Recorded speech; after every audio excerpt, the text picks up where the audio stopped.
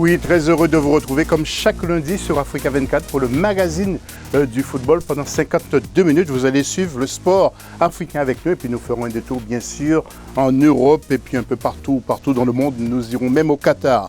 Les titres de ce magazine. D'abord, nous parlerons des quarts de finale de la Ligue des Champions et de la Coupe de la Confédération Zone Afrique bien entendu. Et puis nous irons voir le stade qui va être mis sur pied au Sénégal, un stade tout neuf de 50 000 places, s'il vous plaît. Il sera aussi question du football mauricien, du football malgache, présentation des pays de la zone centre-est pour le CHAN. Il s'agira du Rwanda, de la Tanzanie et de l'Ouganda. Et puis un troisième grand titre, l'OM, l'Olympique de Marseille, qui renforce ses liens avec l'Afrique, Ligue des champions Europe et le Mondial 2022, avec des stades qui sont prêts au Qatar. Nous parlerons aussi du Classico en Espagne, c'était dimanche soir, et puis du match entre Lyon et l'AS Saint-Étienne. L'AS Saint-Étienne, l'ancienne équipe de M. Salif Keita, le Malien, qui j'imagine nous regarde tous les lundis. Nos invités, il y a un habitué, il s'agit d'Issa Malik Doumbia, entraîneur, il est ivoirien, il a fait ses classes du côté de Barcelone et hier soir il a fait couler quelques larmes. Bonjour à tous, bonjour à tous les téléspectateurs, voilà c'est encore un plaisir d'être là. J'ai plutôt profité de l'ambiance du match, j'ai plutôt profité de la sagacité du Classico. Okay. J'étais content pour Zidane. D'accord, mais n'oubliez pas que dans quelques instants, il faut nous dire aussi également quel est l'événement sportif africain qui vous a marqué la semaine dernière. Deuxième invité, il s'agit de M. Jonathan Bru, qui est un ancien DTN, ancien pro de l'île Maurice. Vous avez eu une belle carrière de footballeur professionnel. Vous avez arrêté comment ? J'ai arrêté tout simplement parce que j'ai choisi d'arrêter. J'ai eu l'opportunité d'intégrer tout de suite la direction technique nationale du football à l'île Maurice. Mon président m'a sollicité et j'ai toujours souhaité contribuer au développement du football à l'île Maurice. Et c'est avec grand plaisir pour moi de prendre ces missions-là. Et je suis rentré maintenant depuis 2 mois en France. Et maintenant, je digère un petit peu les 3 ans que j'ai passés à l'île Maurice. D'accord, eh bien, on parlera encore de vous tout à l'heure dans la deuxième partie. Et puis, c'est, à mon avis, la plus belle casquette du monde. La casquette que j'ai jamais vue, c'est seulement NBA. Il s'agit d'Alia Camara, président de l'association sportive d'aide aux jeunes footballeurs. Vous êtes de la Guinée. Tout d'abord, qui a fabriqué votre casquette? Elle vient des États-Unis. Alia Camara, je suis le président de l'association sportive d'aide aux jeunes footballeurs. Le but de mon association, c'est de venir en aide pour les jeunes qui sortent dans les centres de formation, pour essayer de leur redonner leur seconde chance. Et vous en avez classé déjà pas mal? Pas mal, oui. Ouais. Et aussi donc, par rapport à l'association, et aussi j'organise le 30 mai un événement sportif caritatif pour venir en aide pour les enfants orphelins de Guinée. Donc j'invite tout le monde, tous ceux qui regardent, donc les pros, les anciens, donc tous invités. Et la France 24 pareil. On en reparlera aussi tout à l'heure dans la deuxième partie de cette émission. Tout de suite, la une de ce magazine.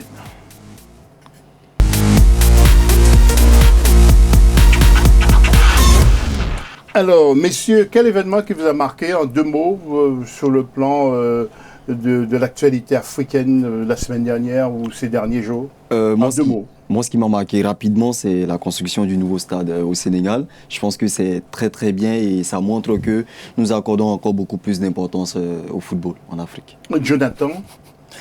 C'est ce que j'allais dire la même chose, que c'est important de construire des installations comme ça parce qu'aujourd'hui, que ce soit en Afrique ou partout dans le monde, mais surtout en Afrique, avoir des terrains, avoir des stades, c'est donner la chance et l'opportunité à des jeunes Sénégalais et puis tout le continent africain de pouvoir faire des compétitions et de développer le football et à un moment donné avoir des projets comme les grands clubs européens et de pouvoir importer ou exporter des joueurs. Alia?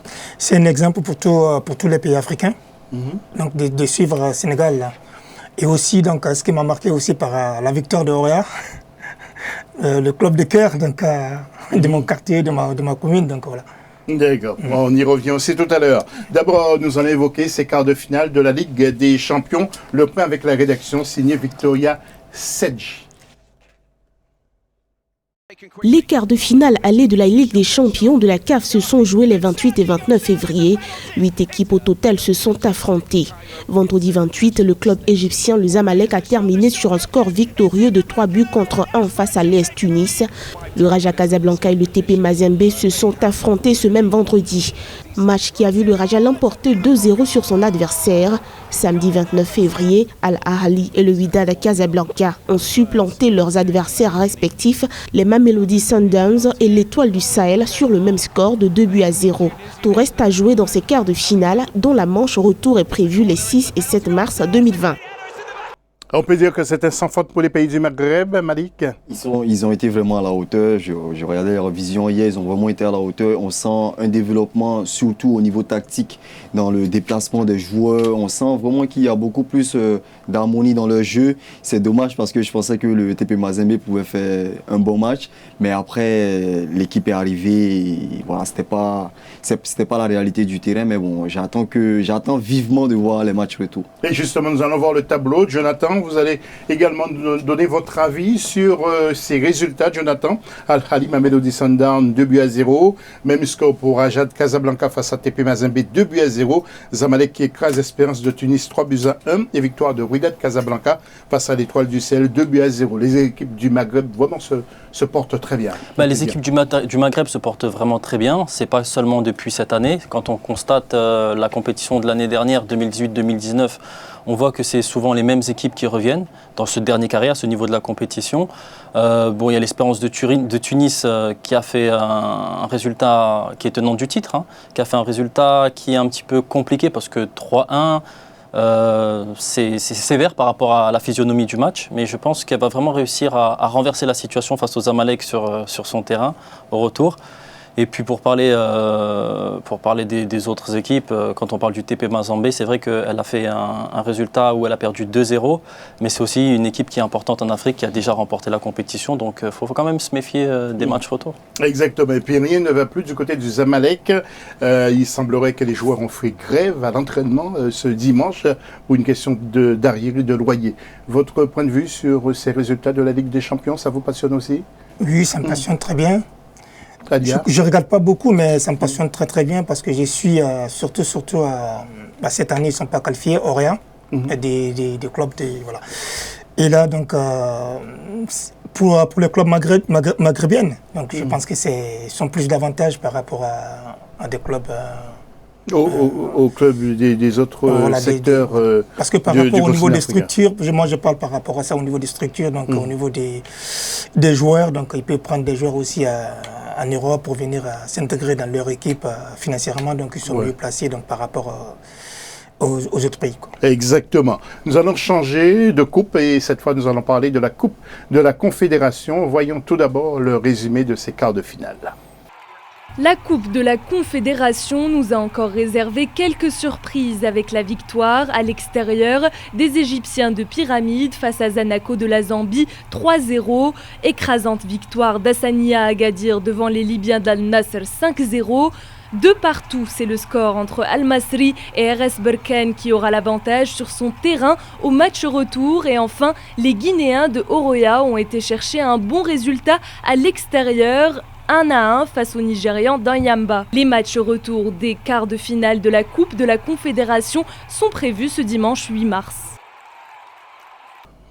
Et voyons tout de suite le tableau. Nous allons commencer avec vous, Malik. Il y avait Horoya qui a fait match nul à l'extérieur, 1-1 face à Inyamba. Il y a Al-Masri qui a fait match nul avec RS Berkane, 2-2. Victoire écrasante d'Hassania Agadir du Maroc, 5-0 face à Al-Nasr de la Libye.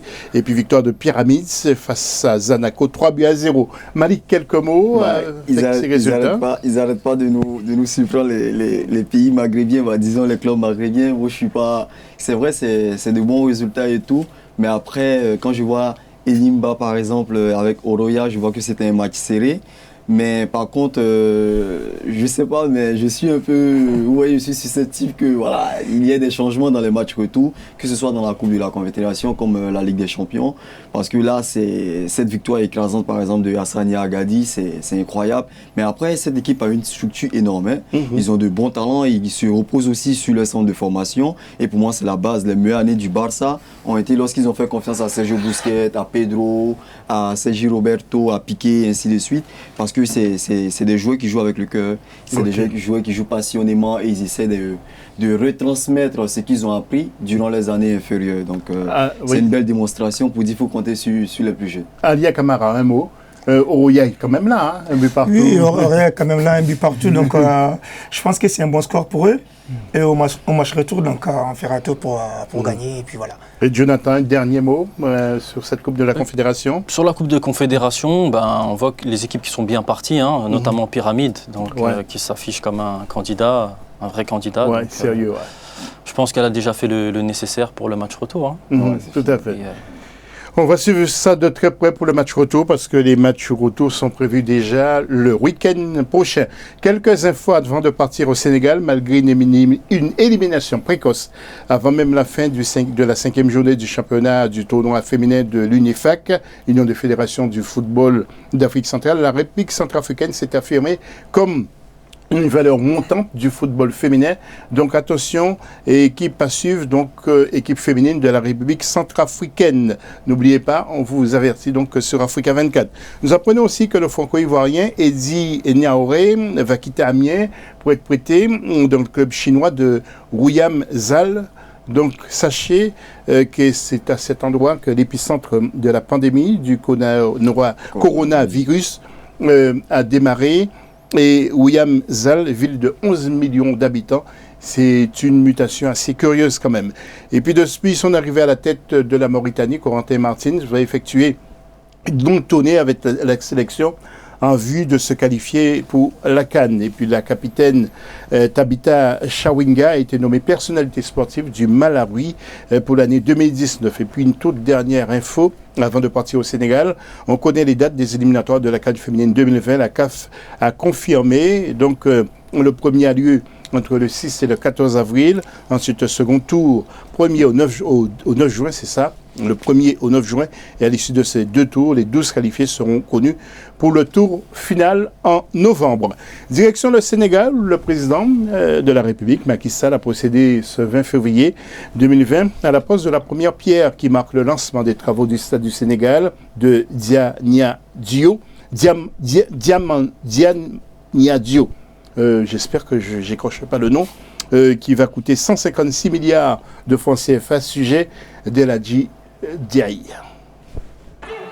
Le chef de l'État Macky Sall a procédé jeudi 20 février 2020 à la pose de la première pierre du stade du Sénégal à Diamniadio, situé à 30 km de Dakar. D'une capacité de 50 000 places, ce stade va permettre de combler le déficit en matière d'infrastructures sportives et va également permettre au Sénégal d'accueillir les grandes compétitions d'ici à 2027. Nous démarrons une nouvelle génération d'infrastructures publiques répondant à la vocation de Diamniadio d'être une cité intégrée et multifonctionnelle.